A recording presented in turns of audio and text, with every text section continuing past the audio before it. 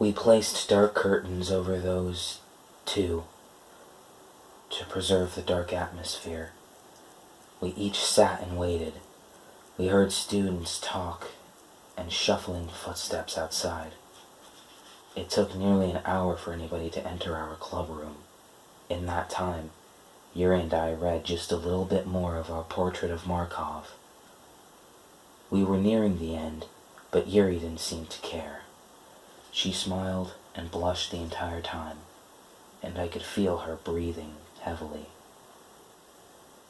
I would wait for her to tell me if there was anything wrong. A group of 5 students entered and froze at the entrance. "Whoa," one of them said before they took seats. Natsuki went and offered snacks and held conversation with them. The skin around one of her eyes seemed a little miscolored. Monica said the event will start when there's more people. Over the next hour, the entire class was filled to the brim.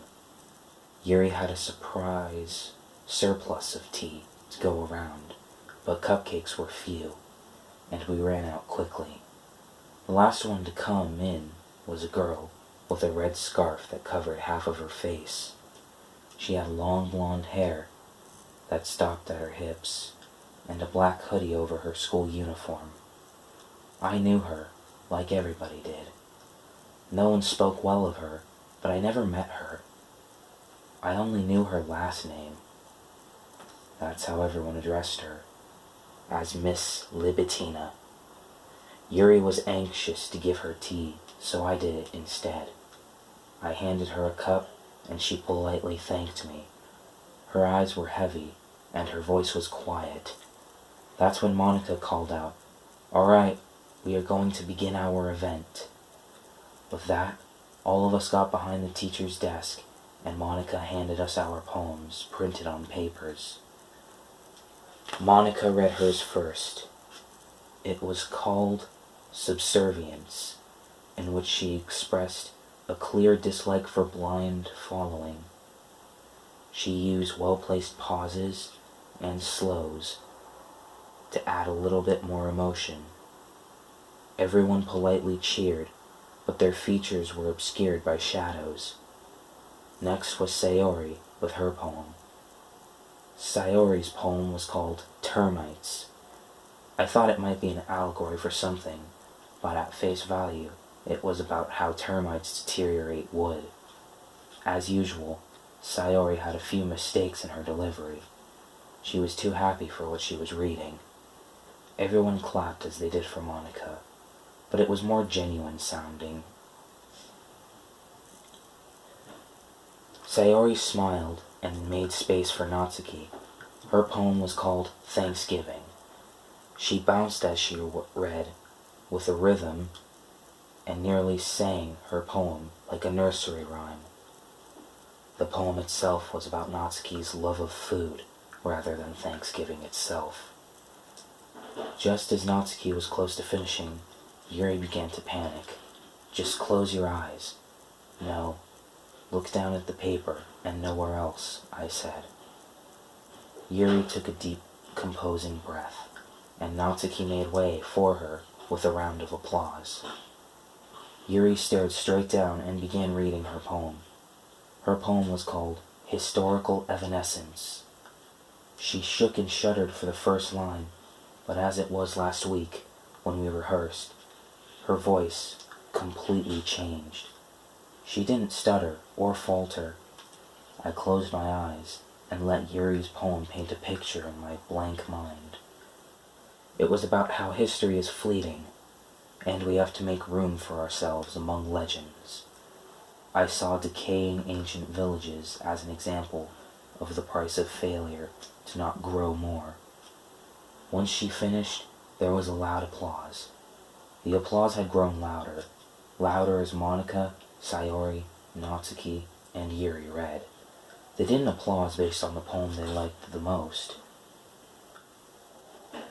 and more why they were here and they liked it. I stepped up to the podium and everyone fell silent. My poem was called Along the Way, in which I spoke of the friends I made. I was so vague that I doubt anyone realized I was talking about this club.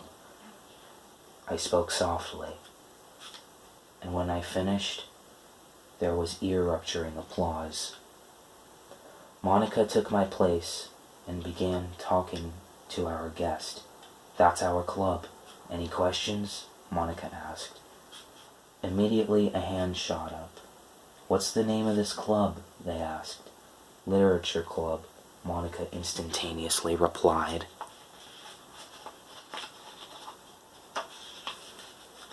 Another hand. "Are poems your favorite literature?" they asked. "I don't speak on behalf of my club, but I don't have a favorite literature format," she said. "I think everyone appreciates reading more," Sayori noted. The rest of us half-heartedly nodded. "What kind of books do you like?" someone asked. "We all have different tastes," Natsuki replied. "Tell us about it," they said. "Who first?" I whispered to Monica. "How about her?" suggested Libitina from the back, pointing at Yuri. Her voice seemed a bit withdrawn, distracted. Yuri hesitantly stepped forward. She motioned for me to grab her books. "I love horror," she opened, as I did to the closet door. "I mostly enjoy books by Dan Salvato," she continued, as I pulled the books down, assuming all books not manga or Plath were Yuri's. "My favorite book of his is Portrait of Markov," Yuri said, as I set them in front of her. Yuri continued talking as I walked to the back and leaned against the corner. Libitina slinked to my side. "This is fun," she whispered. "Glad you think so," I said. "Do you think I should join the club?" she asked. "Absolutely," I advised. Libitina nodded and began to leave. "Wait," I said. She stopped. "What's your name? I mean, what is it really?" I asked. "Libitina," she said. But before I could ask her other name, she walked out. The next few minutes of Yuri, Natsuki, and Monica explaining their interests drifted by, but I tuned out. Libitina seems so infinitely interesting. I might learn more about her if she joins. After the club members finished talking, Monica took front and center and made an announcement. "Since this was over quicker than we thought, we'll do this again in an hour. So please, spread the word, because we're still a new club. Thank you." With that, people began to fill out. All of us convened in the center of the room. "That went well," said Natsuki. "We might actually get some members," Sayori cheered. Monica's soft laughter grabbed our attention. "I know you've all been looking forward to the festival, so let's go enjoy it for a while. Just be back in an hour, okay?" she said. We all agreed to be back in an hour. As we stepped out, Yuri came to my side. "Do you want to keep reading?" she asked. I remembered my conclusion the other day, that I didn't need to do something extravagant to have fun with Yuri. Fuck the festival. "Yeah, let's go," I said, smiling. On our way up to the roof, we passed Libitina. She stared intently out the window at someone in the courtyard. She whirled around when she heard us. "Oh, Yuri, you." She tilted her head at me. I smiled and made a little small talk. "Watching?" I asked. She nearly fell over, flustered. "Yes," she said, very slowly. She kept her eyes on Yuri, who noticed this. "Unusual habit," she muttered, desperately trying to make Libitina less intense.